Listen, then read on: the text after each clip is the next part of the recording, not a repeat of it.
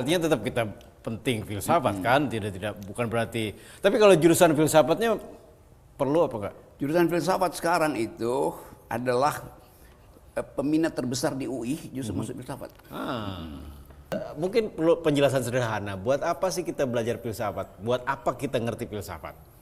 Filsafat itu memberi semacam tuntunan yang sifatnya paradigma tuh. Oke.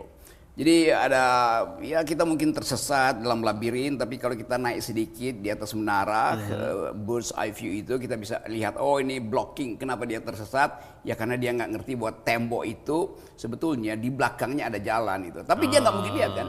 Jadi filosofi itu mencoba memberi perspektif tuh. Dalam keadaan itu. Lalu filosofi juga berupaya untuk mendorong, memprovokasi sains untuk melihat hal-hal yang sebetulnya belum bisa dibaca. Saya contoh misalnya, dulu para ilmuwan itu atau pembuat kebijakan mengutuk gurun Sahara tuh. Itu ngapain ada gurun Sahara itu? Itu kan meranggas tuh kering, kerontang di situ. Lalu memuji-muji hutan Amazon. Jadi perspektif antropologi menganggap gurun Sahara nggak berguna, Amazonnya berguna. Tapi filosofi kemudian mencoba memprovokasi. Coba lihat dong, mungkin di situ ada kausalitas tuh.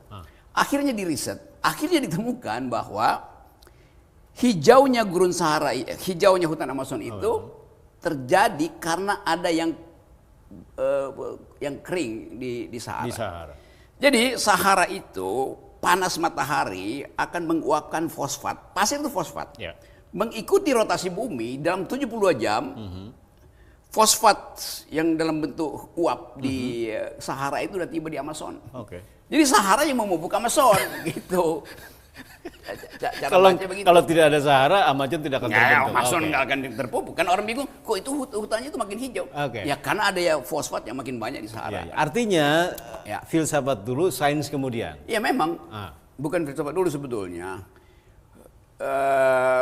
Upaya untuk menderivatkan posisi-posisi filosofi itu dilakukan oleh sains.